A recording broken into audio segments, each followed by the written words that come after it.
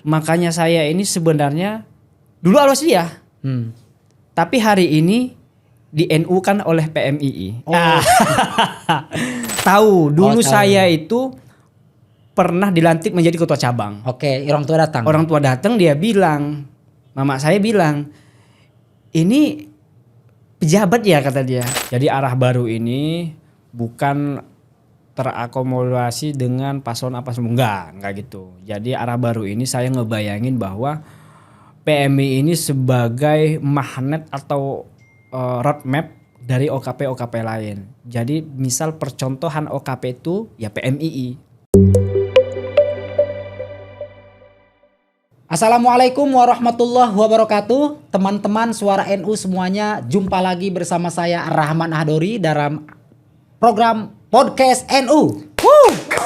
Luar biasa. Alhamdulillah pada hari ini kita masih bisa berjumpa dan di sesi kali ini kita akan membahas yang sedang ramai, yaitu soal Kongres PMI. Kita tahu bahwa PMI akan menggelar kongres pada 12 hingga 14 Agustus 2024 mendatang. Dan salah satu agendanya yaitu memilih calon ketua umum PBPMI dan calon ketua umum Kopri PBPMI. Tentu kita harus tahu gagasan apa yang akan dibawa oleh para kandidat. Sudah ada 30 kandidat meliputi 22 calon ketua PMI dan 8 orang calon ketua umum Kopri PBPMI. Dan sekarang saya sudah ditemani oleh narasumber, teman ngobrol.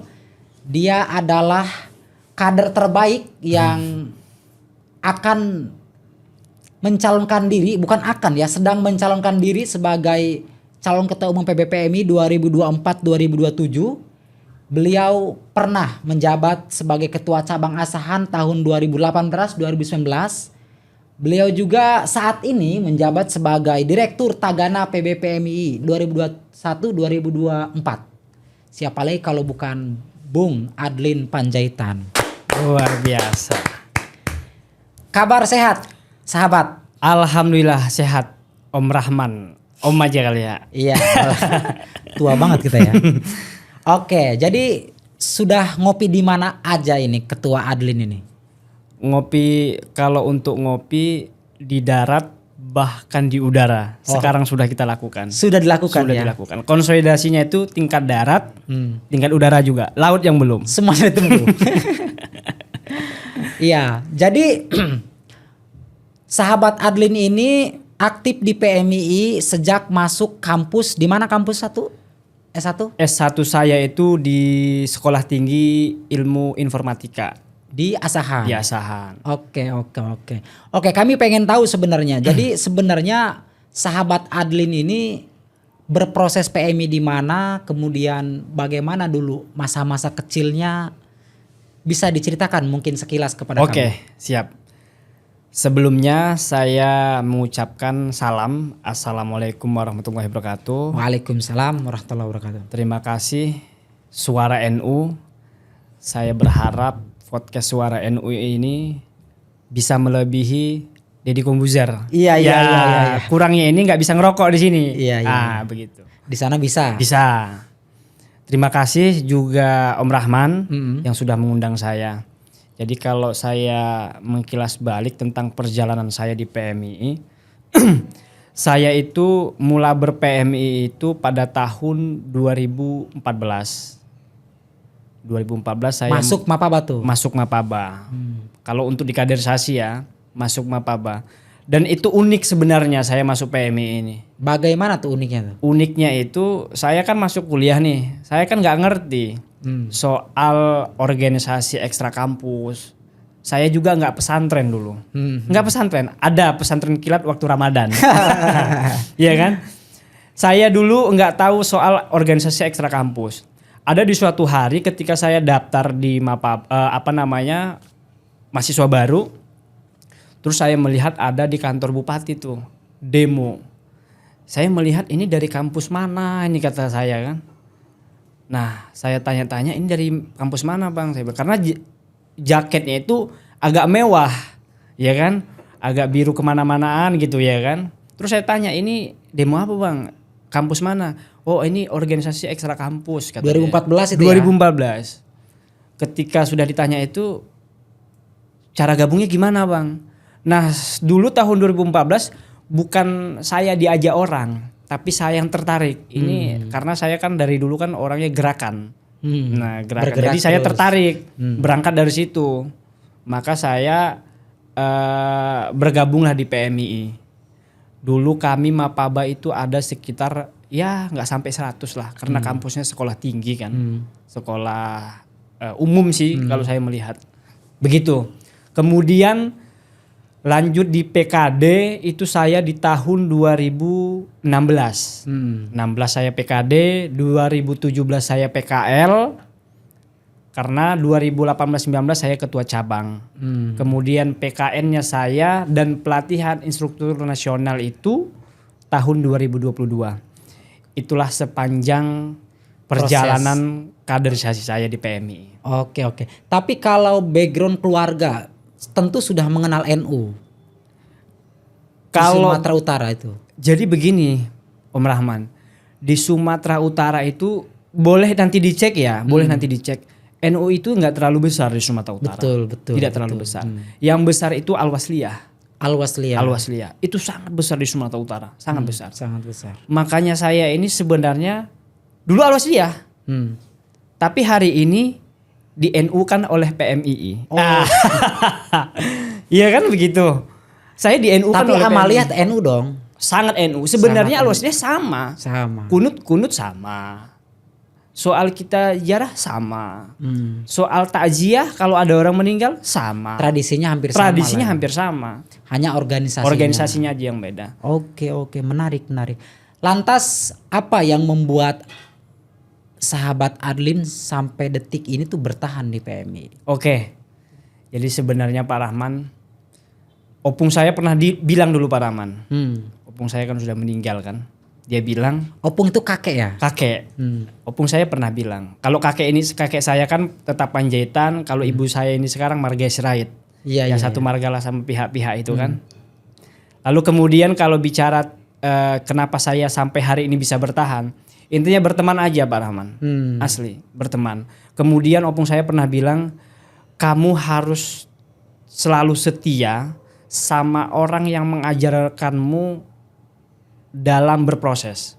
Mau itu situasi dan kondisinya apapun, mau terjatuh ataupun tidak, kamu harus tetap setia. Itu yang saya pegang sampai saat ini Pak Rahman. Oke. Kalau bicara saya kenapa bisa bertahan di Jakarta ini kan saya masuk Jakarta ini 2020 Pak Rahman. 2020 masa Covid. Begitu orang balik ke rumah, saya datang. Ke kota. Akan saya hadapi ya, kira-kira begitu. Saya hadapi. Saya bisa. Saya kena juga dulu, kena Covid juga saya dulu. Positif ya. Positif. Tapi saya nggak bilang ke orang-orang.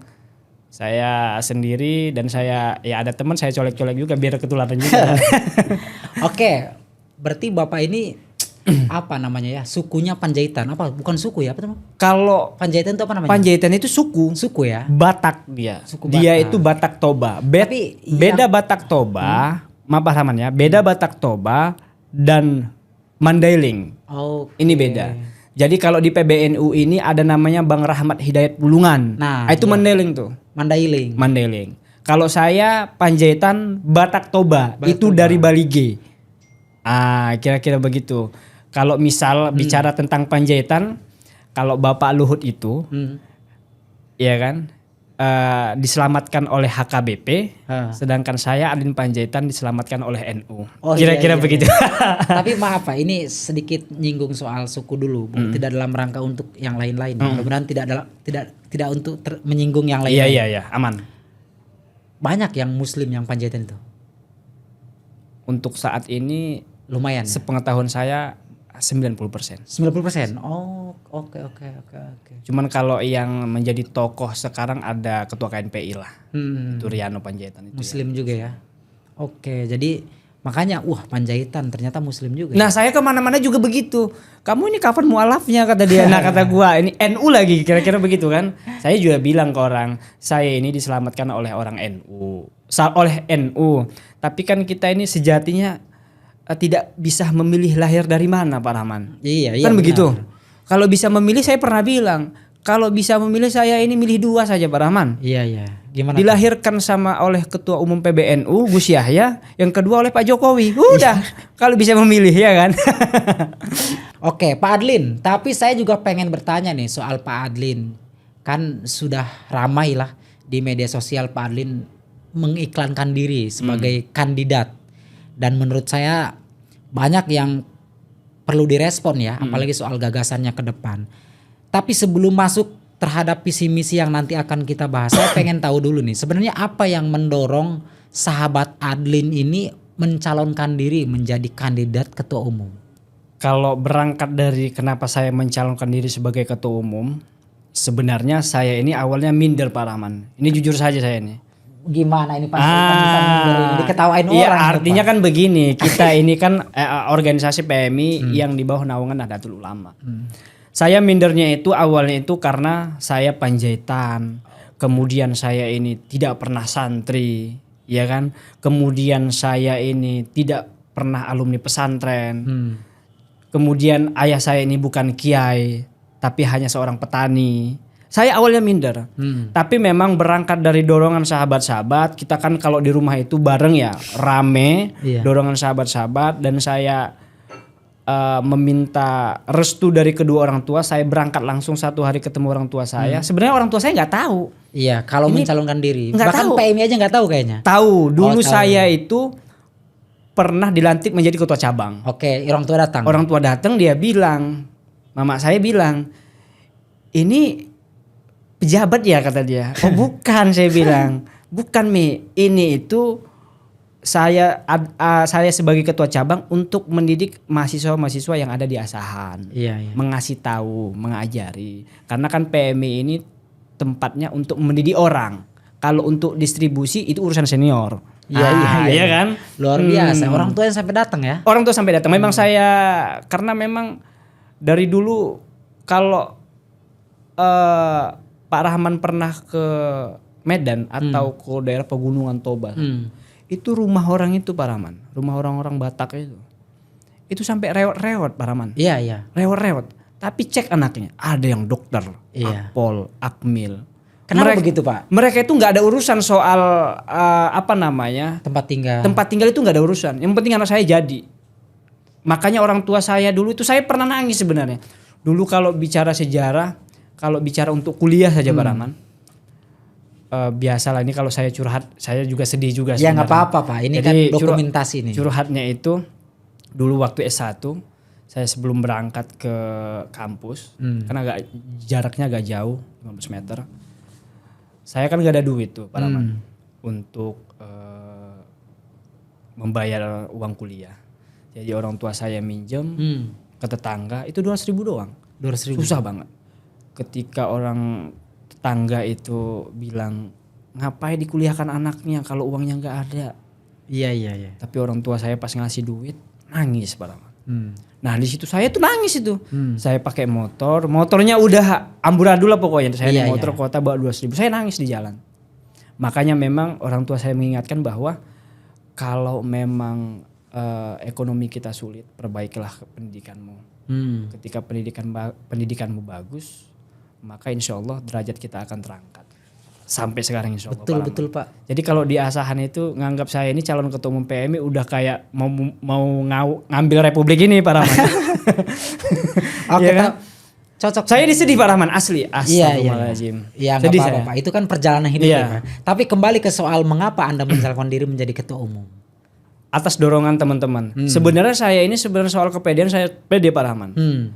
Banyak orang bilang ini bukan persoalan kesukuan ya, ini harus kita clearkan dulu karena Adlin Panjaitan ini dikenal sahabat semua suku. Gitu loh ya kan. Jadi harus saya clearkan dulu. Jadi kan selama ini sepanjang sejarah ketua umum PBPM ini kan tidak ada orang dari Sumatera Pak Rahman. Oh iya ya. Tidak ada. Yang ada Benar. mantan sekretaris jenderal dan bendahara umum. Dan saya pastikan dan yakinkan ini sudah saatnya saya. Saatnya Sumatera. Siap. Bukan Sumatera saja, saya. Kira-kira begitu. Ya soal kepedean ya harus Pak Rahman. Iya. kan?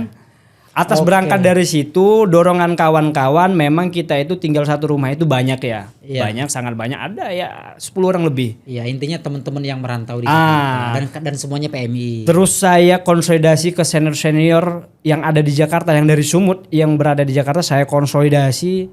Tingkat senior elit saya konsolidasi. Saya memantapkan diri, saya ikhtiar. Sebelum saya mendaftarkan diri dan mengambil formulir, saya ziarah dulu ke makam Bung Karno, Blitar. Kenapa nggak Mahmud Junaidi? Ya, nanti ketika sudah selesai debat di Jakarta, itu sudah masuk agenda untuk ke Mahmud Junaidi kita ziarah. Amin, mudah-mudahan. Mudah-mudahan pasti itu. Ya. Oke, Pak Adlin, Bapak kan sudah menetapkan diri sebagai niat untuk mengabdi kepada PMI. Kemudian Anda punya visi yaitu rekonstruksi PMI menuju arah baru organisasi. Siap. Kita tuh pengen tahu sebenarnya kemana nih visi ini arahnya. Bapak ini berkelanjutan apa perubahan sih sebenarnya? Dibilang berkelanjutan iya, Iya, dibilang perubahan iya. enggak juga. Oh enggak juga, ini ngambil aman ini caranya nih. Enggak ngambil aman juga. Saya ini dikenal orangnya Pak Rahman. Ketika saya melihat itu tidak beres, ya saya katakan tidak beres. Oke. Saya sampaikan walaupun itu pahit. Kira-kira begitu Pak Rahman saya ini. Jadi kalau bicara tentang visi besar saya itu kan saya sampaikan juga Pak Rahman. Visi besar saya itu bukan dari saya sendiri. Saya diskusi dengan teman-teman. Ini sampai 3 hari sebenarnya. Dulu pernah mau kita buat perubahan, nanti terindikasi sama paslon A, paslon B. Nanti kita buat Indonesia Maju. Nanti ini terafiliasi sama istana. Begitu-begitu kan. Soal visi misi ini kan memang harus difikirkan. Jadi kenapa kita buat rekonstruksi PMI menuju arah baru organisasi? Perlu saya sampaikan Om. Jadi rekonstruksi itu kan kalau orang mengatakan banyak bilang mengubah. Apa sih mau diubah di PMI ini? Kira-kira kan begitu. Kalau saya enggak. Karena saya melihat banyak yang tidak sempurna di pengurusan sebelumnya. Baik itu aturan, baik itu agenda-agenda lain sebagainya, kaderisasi bahkan. Saya akan menyempurnakan itu Pak Rahman. Tidak mengubah tapi menyempurnakan. Bukannya peraturan sudah cukup banyak Pak di PMI itu Pak? Banyak, tapi semua dilanggar Pak Rahman. Dilanggar. Maksudnya gimana lagi? Dilanggar lah. Dilanggar Pak Rahman. Contoh yang hari ini viral. Ini kalau dilihat Tum AB memang ini pahit Tum, cuman memang harus disampaikan. Jadi kalau di ADART itu di pasal 4 kalau saya nggak salah. Itu kan setiap kader tidak boleh mencalonkan diri sebagai calon bupati, wali kota, iya kan, DPR, calon wakil bupati, ya kira-kira begitulah gambaran. Nah sekarang pimpinan kita nyalon. Ini kan sudah melanggar sebenarnya.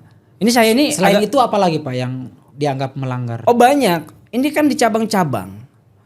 Ada cabang yang tidak tidak ada pleno di PBPMI tiba-tiba sudah definitif.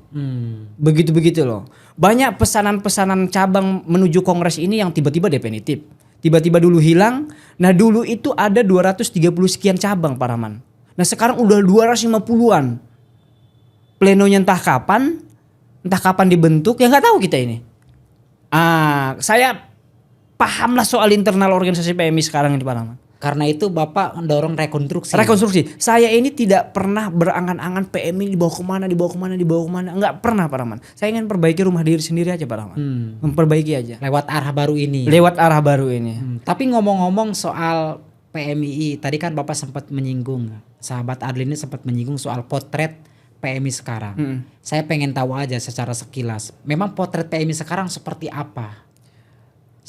Kalau bahasanya kemarin Hamas itu sama, aku sama Hamas sebenarnya. Ini kan hidup segan. Jadi begini, kalau bicara hidup,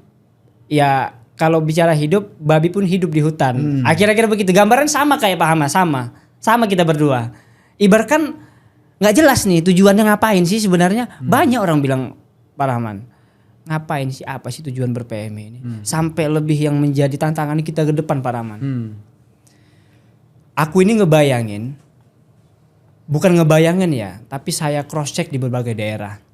Kaderisasi kita di PMI ini 5 tahun ke belakang ini mengalami penurunan Pak Rahman. Apa? Kualitas apa kuantitas nih? Ya dua-duanya. Orang anak muda, mahasiswa sekarang ini udah tidak ada lagi tertarik untuk masuk organisasi. Lebih mereka memilih untuk masuk di politik praktis karena lebih jelas jenjangnya. Saya ini ber-PMI dari tahun 2014 sudah 10 tahun Pak Rahman. Padahal Anda pengurus PB loh Pak. Padahal enggak. Pada prinsipnya kita kan bicara soal mahasiswa dulu nih. Iya, iya. Saya ber-PMII dari tahun 2014 sampai tahun 2024, artinya 10 tahun lebih kurang. Nah kalau dibandingkan mungkin ada orang yang seusia saya yang sudah masuk politik praktis, saya percaya sudah jadi DPR dia. Iya. Sudah percaya saya. Iya kan? Kondisinya kan begitu hari Bapak ini. kan pengurus PB nih ceritanya nih. Direktur Tagana. Kemudian melihat situasi PMI yang demikian. Apa yang sudah Anda lakukan untuk memperbaiki itu? Sebenarnya kalau yang saya lakukan di PBPMI ini sekarang nih Pak Rahman, ya saya menjaga nama baik PMI. Oke. Itu yang pertama ya. Yang Itu harus paling clear tuh. Yang paling bisa dilakukan Yang itu. bisa paling bisa dilakukan itu menjaga nama baik PMI. Kemudian kalau kita bilang membesarkan PMI, saya beranggapan begini. Nggak ada saya pun di PMI ini, PMI tetap besar Pak. Oh, betul, Pak Rahman. Kan betul. gitu. Makanya saya menjaga nama baik PMI tetap berkibar di penjuru bangsa Indonesia ini. Iya, Ya, kira-kira begitu. Ya kan? Kemudian kalau bicara soal apa yang sudah saya buat, saya sesuai dengan tupoksi saya. Tagana itu. Tagana itu. Saya kemarin ketemu di Lumajang Cak Torik, kami ngebangun musola di Lumajang. Kita ngebantu pesantren yang ada di NTB. Ya sesuai apa yang diperintahkan saya di pengurusan ini. Saya disuruh menjadi lembaga Tagana, saya siap. Saya ini Pak Rahman, apapun siap saya ini. Iya, Mau iya. dikasih jabatan dan kedudukan apapun saya siap. Iya. Pada prinsipnya siap aja dulu. Iya. Nah, Seperti yang Bapak bilang di awal tadi ya. apa tuh? Yang membuat orang besar tuh ya semakin siap terus. Siap. Memang harus siap. Oke, kembali ke soal visi misi. Kalau tadi kan Bapak punya visi rekonstruksi PMI menuju arah baru organisasi. Sekarang saya pengen tahu prakteknya seperti apa, misinya itu seperti apa, programnya ke depan. Oke. Jadi begini, saya sampaikan dulu tentang arah baru ya, Pak Rahman ya. Jadi arah baru ini bukan terakomodasi dengan paslon apa semua, enggak gitu. Jadi arah baru ini saya ngebayangin bahwa PMI ini sebagai magnet atau roadmap dari OKP-OKP lain. Jadi misal percontohan OKP itu ya PMII, kira-kira begitu. Di PMI ini kita bicara apa sih? Kalau bicara soal gerakan, ada OKP lain yang lebih masif gerakan. Bicara soal advokasi, ada organisasi lain, OKP lain yang advokasinya luar biasa terhadap masyarakat. Terus kita ini arahnya kemana? Kira-kira begitu. Itu sebenarnya Kita kan arahnya kaderisasi Pak. Oh iya benar mendidik kira-kira begitu kan, artinya kritis begitu. Jadi bicara program-program ke depan kan di situ sudah saya sampaikan bahwa yang pertama yang akan saya lakukan itu reformasi administrasi. Apa yang salah dengan administrasi kita? Apa yang salah kira-kira begitu kan? Yang pertama itu soal pendataan kader sebenarnya Pak Rahman. Simple aja Pak Rahman. Simpang siur ya. Kita ini ke orang-orang, ke pihak-pihak terkait dan ke kader-kader, bahkan kalau kita turun ke daerah, berapa kader PMI? Ada jutaan, ada ribuan, mana datanya? Kan begitu. Ini kan kita di awang-awang semua ini ngomongnya, ribuan kader, jutaan kader, tapi kan nggak ada datanya.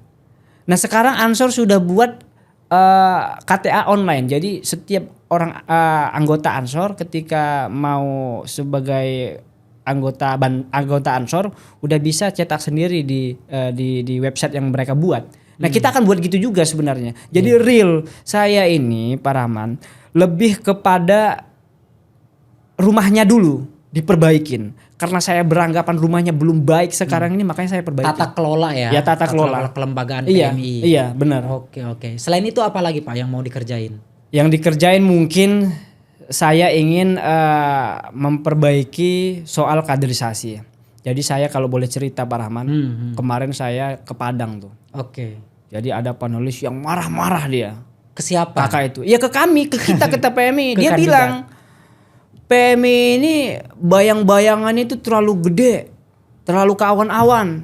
Tapi kita yang di Sumatera ini kaderisasinya keterbelakang. Iya. Soal zonasi aja Iya, iya. sebenarnya. Makanya saya sempat bilang sama ketua kaderisasi, kalau bisa PKN itu per zonasi, jangan di Jakarta saja. Artinya orang di luar daripada Pulau Jawa ini bisa merasakan kaderisasi yang dibuat oleh PMI nasional.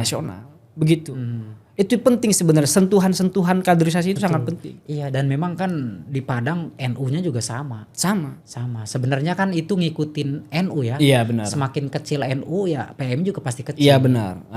Iya, tapi ada juga yang memang di daerah timur misalnya, ada yang NU-nya kecil tapi PM-nya besar. Benar. Ada juga memang begitu. Banyak. Banyak. Karena kan ber-PMI ini soal kultur dan struktur. Iya, iya. Nah, kan kalau di Pulau Jawa mungkin ber-PMI-nya karena orang tuanya NU, ibunya Petayat, ayahnya Ansor, abangnya Ansor, dia masuk PMI. Lantas kita yang dari Sumatera dihitung dari mana kita ber-PMI? Ada yang kejebak. Iya kan? Ada yang disuruh-suruh. Tapi kejebaknya positif. Kan? Iya, ber-PMI ini kalau saya menggambarkan ya Pak Rahman ya, ber-PMI ini tujuannya itu supaya saya bisa masuk surga sebenarnya. Oh iya, amin, amin. Iya kan? Karena kan Hasyim Asy'ari pernah bilang Pak Mas, ya Pak Orang Rahman, yang mengurus siapa yang mengurusi NU akan santriku. aku anggap santriku. Iya kan? Ketika santriku akan kudoakan di masuk surga. Sama halnya kita ini ngurusi PMI ini nggak usah muluk-muluk lah harus jadi ini, jadi A, jadi B. Ya kan orang banyak nanya ini, kamu masuk PMI biar supaya jadi ini kan? Kayaknya Pak Adlin berubah banget sekarang ya. Sekarang lebih moderat. Ya? Wah begitu loh. Iya, iya. Apalagi Pak Adlin yang menurut Bapak bicara soal kaderisasi ke depan harus diperbaiki? Sangat. Jadi begini, kalau bicara soal kaderisasi ini kan kita ini terlalu monoton sebenarnya. Ya kan? Kalau saran saya ke depan itu lebih memperbanyak jangan kaderisasi formal. Non formal. Non formal harus lebih perbanyak. Karena memang kita nggak tahu nih potensi kader kita ini. Jadi kan dulu kita itu waktu PKD diajarkan siapa yang potensinya misal didesain, nah itu di follow up langsung. Dia buat kelas khusus, ya kan, khusus anak PMI dan narasumbernya itu orang PMI dan itu dipertajam soal dia basicnya ke situ, soal SDM dia ke situ. Sebenarnya kita kurangnya itu, kurang follow up sebenarnya selama ini. Iya, iya. Kurang implementasi, kurang follow up. Iya. Kurang pelaksanaannya. Iya benar. Itu yang harus kita perbaiki sebenarnya. Apalagi strategi kaderisasi ke depan biar bisa melahirkan kader-kader unggul seperti Bapak ini? Sebenarnya simpel aja Pak. Kalau untuk melahirkan kader-kader yang unggul itu, kalau kami di pengurus PPPMI ya, kami ikut aturan aja. Ikutin peraturan organisasi. Ya. Kalau semua aturan-aturan yang dituangkan oleh para pendahulu yang kita revisi setiap tahun itu diikuti aja, udah bagus organisasi Kan tadi kita Bapak ini. mau menyempurnakan. Ya artinya selama ini kan nggak bagus nih, makanya kita sempurnakan, makanya kita sampaikan ikuti aja aturan ini, jangan lagi. Bukan mau bikin aturan baru. Oh bukan? enggak, kita nggak berani karena itu sudah memang mungkin ada Tapi aturan-aturan. kan momentumnya kongres Pak. Ada aturan-aturan baru yang akan kita buat nanti. Contoh nih misalnya, mungkin ini agak sangat ini ya, agak sangat kontroversial. Saya ingin buat nanti aturan. Gimana tuh? Setiap ketua PKC aktif tidak boleh, setiap ketua PKC aktif tidak boleh menjadi pengurus PPPMI. Oh iya. Ya selama ini kan bahaya ini. Ada semacam- Regenerasi ini bahaya ini. Apalagi ini mohon maaf ya ketua-ketua PKC yang nyalon, mohon maaf juga nih. Ada lagi ketua PKC yang nyalon PPPMI. Ini kan bahaya ini yang begini-begini nih. Tapi kan itu hak demokrasi orang. Iya benar itu. Ini kan persoalan regenerasi. Sebenarnya benar kata Pak Rahman. Ini persoalan hak. Benar kita ini. Tidak ada yang melarang. Ini kan secara etika aja sebenarnya Pak Rahman. Paling tidak mundur gitu ya. Gitu mundur digantikan sama ketua satu boleh nyalon. Persoalannya Pak, di aturan itu nggak ada PJ. Iya benar. Kalau secara de facto itu nggak ada. Aturan nggak ada. Ini kan persoalan etika aja. Ketika aku maju, nggak enak nih. Kira-kira kan begitu. Ini kan soal saya ingin pertajam ke depan. Kader-kader PM ini harus punya etika. Etikanya dipertajam. Iya. Gitu loh. Etika demokrasi. Iya sama halnya tuh. Kayak saya bahkan ketika saya jadi ketua umum nih. Saya akan memilih pengurus-pengurus saya yang sudah survive di atas 3 tahun di Jakarta ini. Karena sudah paham medan. Terus yang kalah nanti gimana, diakomodir nggak? Sangat saya akomodir, kan sudah saya sampaikan di Padang. Ketika saya jadi ketua umum, maka mereka inilah anggota saya. Gitu loh. Karena orangnya paham, Mas. Saya ini Pak Rahman. Jadi saya ini orangnya humble. Iya. Jadi banyak yang WA ke saya. Pak Adlin, banyak yang WA, banyak, ada sekitar 20 orang ada, bisa saya buktikan. Mereka bilang, guyonan Pak Adlin ini sudah lama hilang. Saya sepakat dengan apa yang Pak Adlin sampaikan. Artinya kita ini gak usah serius banget gitu loh. Betul. Artinya jangan karena kongres ini kalah terus nggak diakomodir, salah. Yang kalah pun punya potensi Pak Rahman. Sangat punya potensi. Jadi potensi apa maksudnya? Jadi potensi banyak. Misal dia punya visi tentang, saya sama ada kandidat lagi nih, soal dana abadi, saya sama Umam. Sama kami. Iya. Soal kemandirian organisasi kami sama. Misi kami. Makanya saya buat ekonomi sentral PMI. Ya dana abadi salah satunya. Oke. Begitu. Oke. Tapi ini sebelum masuk ke yang lain, masih soal tata kelola kelembagaan ya. Dimana kan PMI ini cukup kompleks persoalannya. Di samping masalah duit, masalah kaderisasi, juga masalah tata kelolanya yang belum selesai. Nah, satu lagi yang mungkin juga perlu disorot adalah soal kondusivitas organisasi. Ya, sahabat Adlin tahu, misalnya di dalam beberapa tahun terakhir kondisi daerah dengan pusat itu sempat memanas. Iya, atau betul. bahkan menghangat. Nah, saya pengen tahu apa strategi Adlin Panjaitan ke depan agar PMI itu kondusif antara pusat dengan daerah itu Sejalan. Paling tidak menunjukkan, tidak mempertontonkan soal keributan. Ya benar. Gimana Pak Adlin? Ini sebuahnya berangkat soal komunikasi aja Pak Rahman. Saya ini kan alhamdulillah, bukan saya pede juga, saya di seluruh Indonesia ini saya komunikasi saya bagus. Ini sebenarnya soal komunikasi aja. Jadi tidak juga ada pembatasan sebenarnya. Kader PMI ini gampang sebenarnya, sahabat-sahabat semua ini. Kita mau WA dia, iya kan, apa maunya, kita dudukan bareng, udah selesai. Tinggal ngobrol ya. Tinggal ngobrol, ini soal komunikasi. Ini kan saya orangnya begini, Pak Rahman. Pada prinsipnya saya lebih baik tidak pernah komunikasi kepada orang daripada komunikasi saya yang rusak. Iya. Kira-kira begitu. Nah, kalau udah komunikasi yang rusak udah bahaya ini. Iya. Saya bisa pastikan Pak Rahman, ketika saya jadi ketua umum, saya pastikan tidak akan ada konflik. Karena saya sudah komunikasi dengan, kalau misalnya di zona A patronnya ini, dan ketika ada patron lain itu akan kita dudukkan. Oke. Jadi intinya Pak Adlin meyakini bahwa komunikasi itu paling soal penting. Komunikasi aja. Soal komunikasi. Itu bisa diselesaikan bisa semuanya. Diselesaikan. Oke. Yang lain Pak Adlin, misalnya tadi Pak Adlin sempat menyinggung soal dana abadi. Kita tahu bahwa PMI itu tidak punya uang. Non-profit. Sementara organisasinya harus jalan. Program kegiatan harus ada. Transfer ilmu pengetahuan itu mesti dilakukan. Tidak mungkin ada transfer ilmu pengetahuan kalau tidak ada logistik juga, Pak. Jadi bagaimana cara Adlin Panjaitan mengumpulkan dana untuk organisasi? Tentu dengan cara-cara yang tidak bertentangan dengan manajer organisasi lah ya. Iya. Kalau bicara tentang gimana jalannya organisasi ini terkait kemandirian organisasi sebenarnya kan. Oke, mendorongnya ke sana ya. Mendorong ke sana, kemandirian organisasi. Jadi saya sama seperti kandidat lain, ada satu orang itu soal dana abadi. Kita tahu ini PMI ini non profit. PMI ini walaupun PMI non profit Pak Rahman, tapi udah hidup selama 64 tahun. Artinya kan kita nanya ini uangnya dari mana? Kira-kira halal haram kah? Halal kah ya kan? Kan banyak pertanyaan begitu. Pada prinsipnya Pak Rahman, lahirnya PMI di Indonesia ini tidak ada dasar bantuan dari pemerintah. Ini berangkat dari anak-anak muda Nahdlatul Ulama.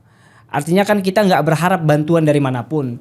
Tapi kan semakin berkembangnya zaman, iya kan? Nah sekarang PMI ini ya paham-paham lah kan ke pihak sana. Ya sebenarnya kita ini kalau nggak begitu ya nggak jalan juga. Kira-kira begitu. Makanya saya ke depan ini persoalan dana abadi akan saya buat sebenarnya, Pak Rahman. Kenapa saya buat? Karena memang kita ini kalau bicara itu PBPMI itu per bulan bisa 20 juta. Iya.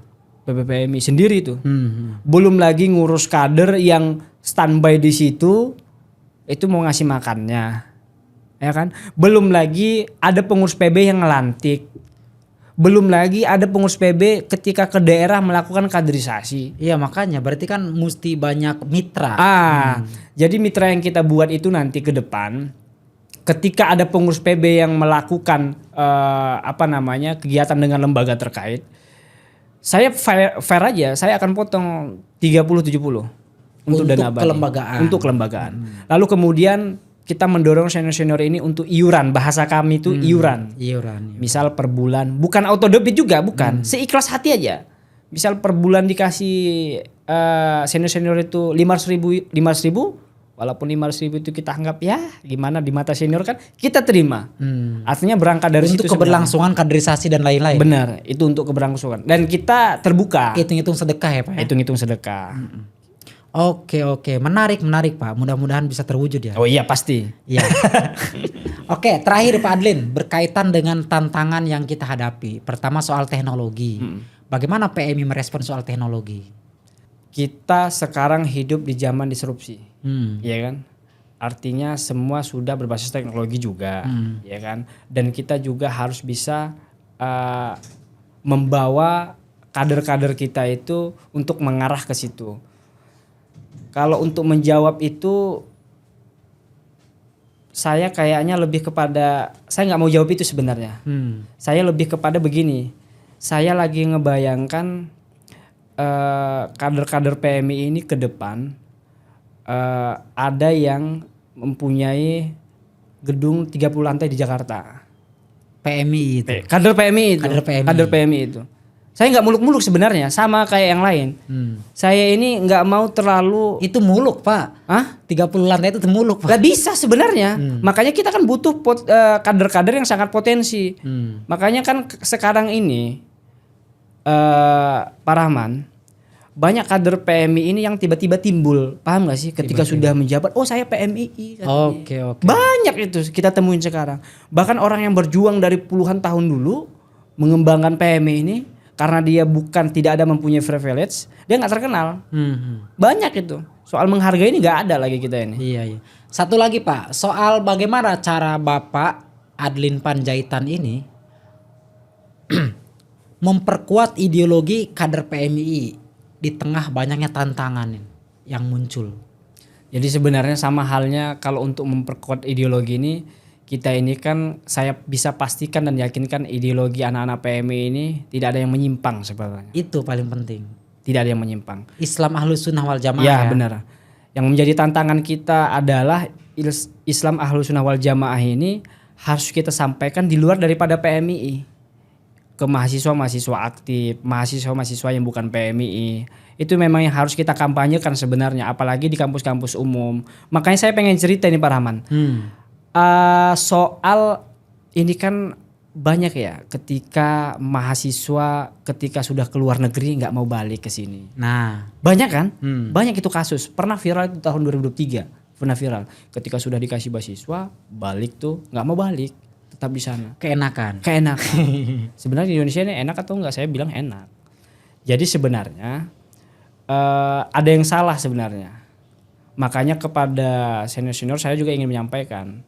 Ada juga kok senior, anaknya bukan PMI ada. Bahkan S1-nya keluar negeri lagi. Ini salah ini sebenarnya. Saran saya itu mahasiswa itu ya S1-nya itu di dalam negeri, masuknya PMII, tertanam Ahlus Sunnah wal Jamaah, baru dia keluar negeri S2, maka Ahlus Sunnah wal Jamaah di dalam dirinya tidak akan hilang. Maka bisa dipastikan dan diyakinkan dia akan balik lagi ke Indonesia. Gitu ya? Iya, karena budaya di luar itu beda, sangat beda. Oke Pak Adlin, sangat menarik dan mudah-mudahan tadi visi misi yang disampaikan bisa terlaksana dengan baik. Sekarang silakan Bapak mungkin mau menyampaikan secara singkat sebagai promosi Anda untuk kader-kader di cabang maupun di PKC. Apa visi misi Anda dengan kemudian apa yang akan Anda kerjakan selama 3 tahun ke depan jika terpilih menjadi Ketua Umum PBPMI? Silakan. Assalamualaikum warahmatullahi wabarakatuh. Perkenalkan saya Adin Panjaitan, asal cabang asahan Sumatera Utara. Kemudian saya hari ini menghibahkan diri saya untuk 3 tahun ke depan menjadi calon Ketua Umum PBPMI 2024-2027. Yang saya sayangi kader-kader se-Indonesia, senior-senior, mohon kerjasamanya, dukungannya dan doanya. Insya Allah ketika di kepemimpinan saya nanti semua stabil dan aman. Terima kasih. Saya begitu Oke, saja. Siap. Terima kasih banyak sahabat Siap. Adlin. Mudah-mudahan sehat, lancar dan sukses semuanya. Siap. Oke, pemirsa, demikian perbincangan kami dengan salah satu kandidat Ketua Umum PBPMI 2024-2027. Kita doakan agar kongresnya berjalan dengan lancar. Amin. Dan yang paling penting melahirkan pemimpin yang hebat, kuat dan tentunya cerdas untuk semua. Amin. Wallahul muwaffiq ila aqwamit thoriq. Wassalamualaikum warahmatullahi wabarakatuh. Waalaikumsalam.